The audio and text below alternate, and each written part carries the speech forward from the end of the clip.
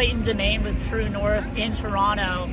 We're at the corner of Bathurst and Sheppard, a Jewish neighborhood where protesters have been gathering since a week after October 7th, every week on Sunday.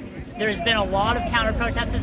We're standing actually on the site where Hamas supporters dressed up in cosplay as Yahya Sinwar, the leader of Hamas. So it seems as if police have separated the counter-protesters and the protesters for this march. We're here, they're gathering here because counter-protesters have said that they are going to try to blockade the march this time. So we're just hours before the march happens. So we're going to take this time to ask supporters of Israel why they're here, what matters to them, and also try to talk to the counter-protesters if they would be willing to speak with us about why they're here. You know, I've heard that you guys have been here gathering at this corner since a week after October 7th. So kind of, can you just talk to me about like some of the things that you guys have experienced here?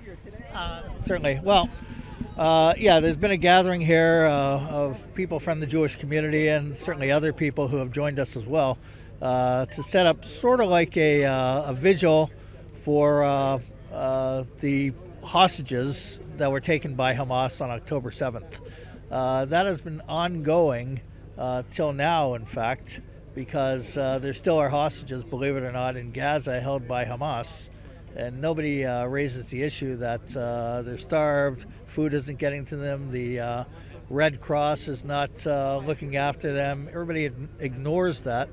And while this vigil has been going on since October 8th, or a week after October 7th, there have been Hamas supporters gathering here, glorifying Hamas, glorifying the slaughter, rape, murder of Jews. In fact, they came to dress up as Yahya Sinwar, who was the leader of Hamas. So it's been very serious, and unfortunately, the Toronto police are not enforcing the law either. What do you make of the counter-protesters there, who are kind of in between where the walk will come? It's absolutely absurd. It should never be allowed to happen. You see, what you have on this walk, it's a walk that's been going on for more than 50 years. Every summer there's a walk for Israel. Has nothing to do with the current situation in Gaza. And what you have are families with little children, babies, toddlers, walking through, being yelled at like all Zionists are terrorists from the river to the sea. Why should they be listening to this Jew hatred? And how is this hatred allowed in a democratic society where people aren't free? There's a rise in antisemitism in Toronto especially. Why do you think it's important that all these people come out and show support for Israel and the Jewish community? It's very important.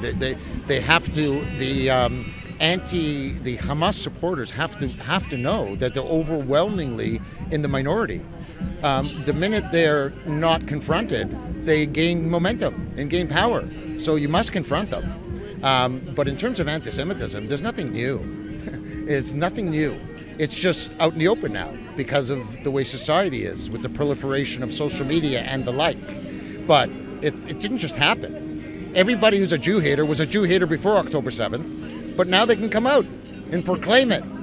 Why do you think the Islamic regime of Iran's supporters are, or even and the state, like why are they involved in the Israel-Palestine situation? Why do you think that they want Israel to be destroyed?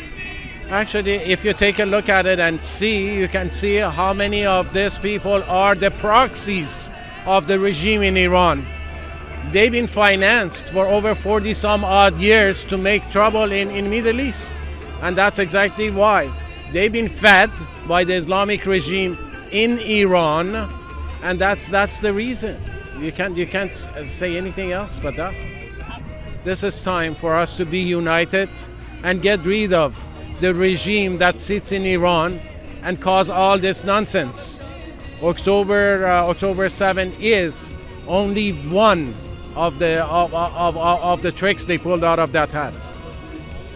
Only one way to bring back the stability to the whole region is to free Iran and maximum support for Iran and putting the maximum pressure on the regime once and for all get rid of the regime that causes all this trouble in Middle East. I heard there is only one solution, Intifada revolution, from the river to the sea, Palestine will be free. What do you make, as a Jewish Canadian, what do you make of those chants? I mean, like, I've always found from the river to the sea to be kind of funny, because if you know the deep history, you're like, what river, what sea? But, like, the mandate for Palestine covers Jordan. So, like, that one's just silly. But the other one you said is rather insidious. Like, there's only one solution, Antifada revolution. That's clearly a Holocaust reference. That's clearly a pro-Adolf Hitler, pro-Adolf Eichmann, pro-ethnic cleansing. There's only one solution, Antifada revolution. Because I grew up in the second Intifada. Like, I remember, right? So being a Jewish Canadian in North America, what I learned on 9/11 is, terrorism happens to other people as well. So the Intifadas were just, I remember, one of the teachers, I was at a Jewish day school, running out of the classroom crying, and that was during the second Intifada because her nephew had just been blown up on a bus. That's an Intifada. So when you say the only one solution is the Antifada revolution, you mean our solution, and you mean final solution, is kill all the Jews. And I say no. I say you're a bunch of Nazis, and we will stand up to you. And my grandfather fought for Canada in the Second World War. He was in the Canadian Air Force, and he fought Nazis. And I'll fight Nazis here, whether they be at Bathurst and Sheppard or in Europe or anywhere else. Like, that's a moral imperative. That's what Canadians do, and I'm proud to be Canadian, just like my grandfather was. So that's what I say to them. You're from Israel. You served in the IDF for 20 years. When did you guys come here? 1986. In 1986 we came here with all my family, wife and 2 girls. I said after 11 years in the Israeli Air Force, very proud in the time of Canada. These days I struggle. I see that Canada is really holding and supporting terrorist groups. It's horrible, criminal. They kill kids, they mutilate them, and we still support them. You'd hear from the other side a lot about like criticisms of the Israeli action against the Gaza and Hamas. What is something that you think that Canadians just don't understand about the situation there?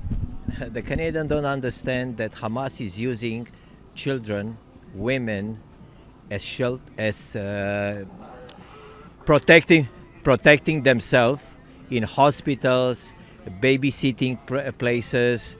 And it's very hard. And Israel, by the way, lost many soldiers because they try to avoid killing children and women. Unfortunately, when it's side by side, things can happen. But lots of people don't understand. I was part of them. I know how difficult it is. And it's very difficult. I think that they need to go there and see it to themselves. And after talk about, but they'll refuse to do it. Because people don't want to believe in the truth.